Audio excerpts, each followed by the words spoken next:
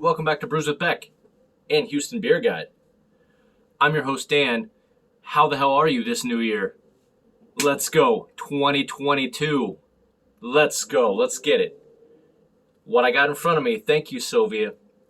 I'm glad I opened my beers up before I start the show, because this one, I don't know if it's from the shipping from Sylvia or just the gin barrel aging, but either way, this one is the Jabberwocky Gin Barrel Aged, otherwise known as Gin and Jabber. This one is, let me get the Richter button. Haven't had the Richter button in a couple weeks. This one is 9.5 on the Richter. The regular Jabberwocky is 8.5 on the Richter, but this one's 9.5 on the Richter. There you go. So yeah, this is out of Lone Pint Brewing from Magnolia, Texas. Not too far from Houston.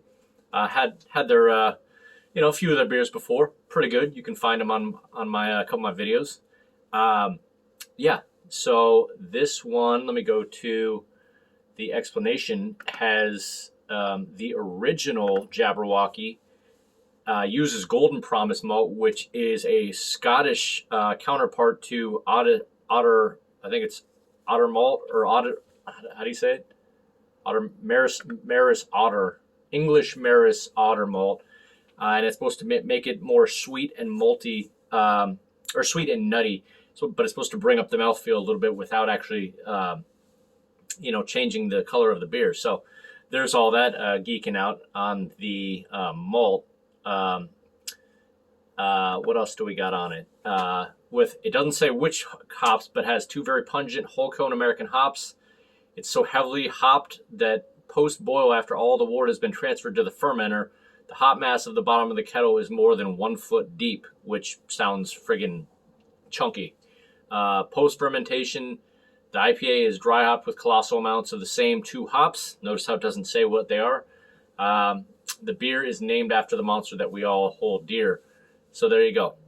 That's the explanation. And then it was gin barrel aged. I couldn't get how long it was gin barrel aged. I'm assuming hopefully for at least 6 months, if not longer than that.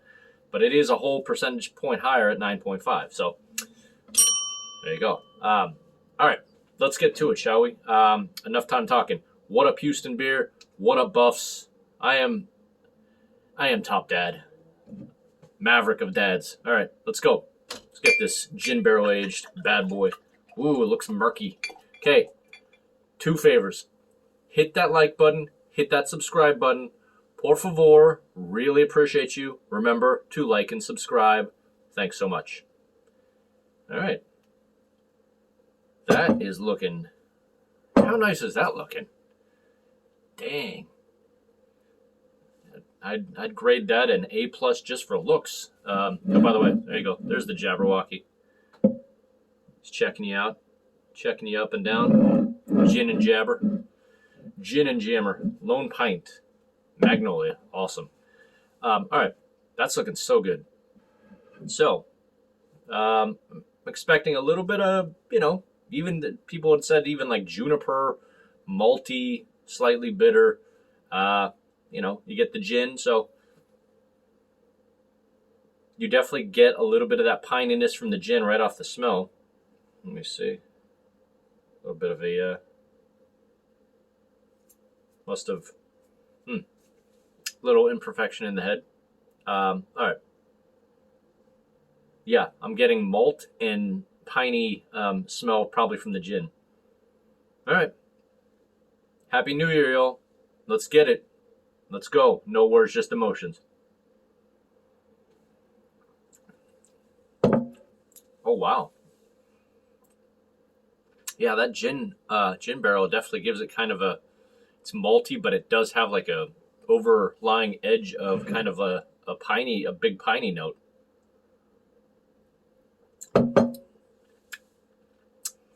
Wow. Earthy, resiny. Did I get all of it? Ooh, you want to get all the good stuff at the bottom. See how it maybe even change colors again? I'm not sure. Anyway, thanks, Sylvia. This is a pretty hellacious beer. We'll see how I feel about it, but so far, just the making behind it, when I got it from her in the package, I was pretty stoked to see it. I've only had a couple gin barrel aged things before, so Um,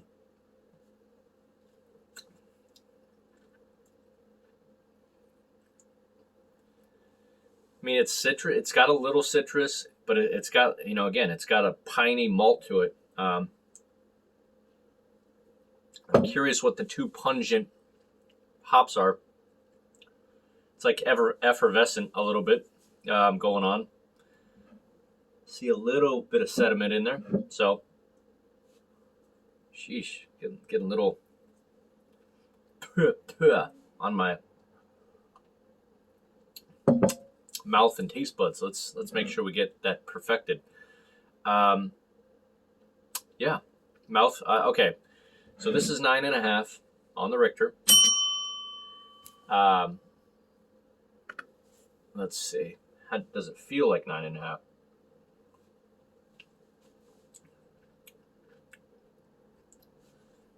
You can definitely tell it's. I probably would have been able to guess this is gin barrel aged because again that effervescent kind of piney overtone to the malt is very much there. I would say it kind of takes out the even though this is supposed to be 114 IBU according to Untapped, but I'd say the maltiness in the gin barrel, it takes it down. It's really not that hoppy.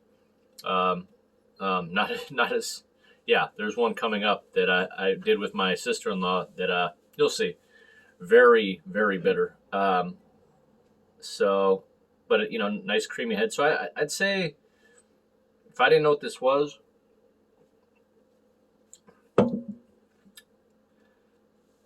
I probably would have guessed 9%. So, it would have been pretty close. I don't know if I would have guessed 9.5 or 10, but I would have guessed 9. I don't think I would have either guessed it was gin barrel aged or, yeah, I would have thought it was some interesting hop they put in here to make it super piney like a cat. I don't. Right off the bat, I can't really think of what makes something super piney, but first thing I thought of was like maybe Cascade or something like that, but maybe not. Anyway, mouthfeel from those that Golden Promise malt.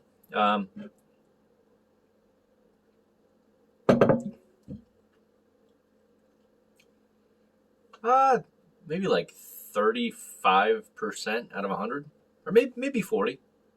Like so, close to medium.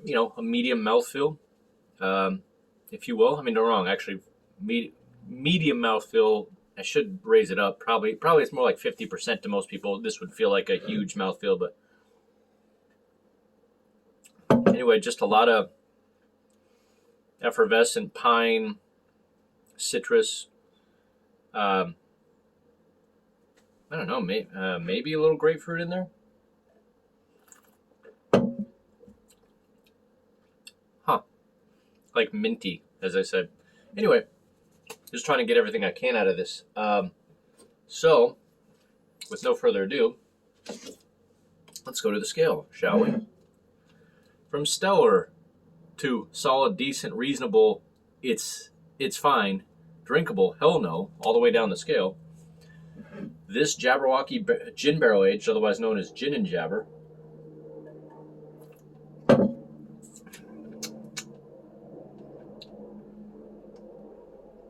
it's interesting. That's what I'll definitely say. Interesting. I like it.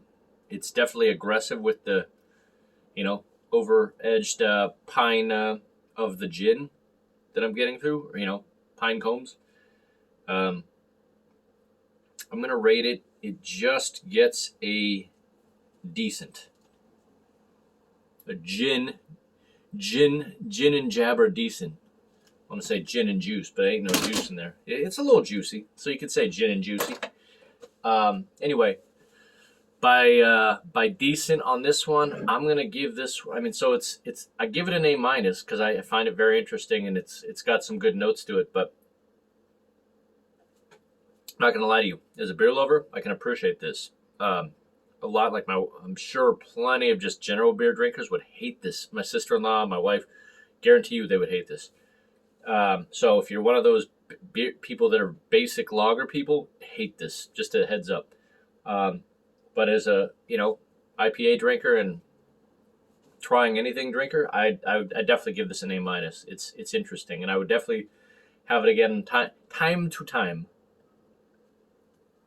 But I would give it like a straight 90 out of 100. It's interesting enough. I don't, it's just making the A- category, but it's an interesting brew for sure. So there you go, Gin and Jabber from Lone Pint out of Magnolia. So anyway, we'll be getting to more beer reviews from Texas/Houston soon, but big ups to Houston, coming from California, and yeah, this was released in July of 2021, so it's had some time in this bottle as well. But interesting brew. All right, taking it way long, just like I've been lately, but nothing wrong with that. Boom, as always. Hope you guys are well, enjoying your 2022. It's going to be hopefully, eventually, not so much of a mask wearing held down year, and we can all drink more kegs of good beer. So biggie ups, and we'll see you out there. What up, Houston?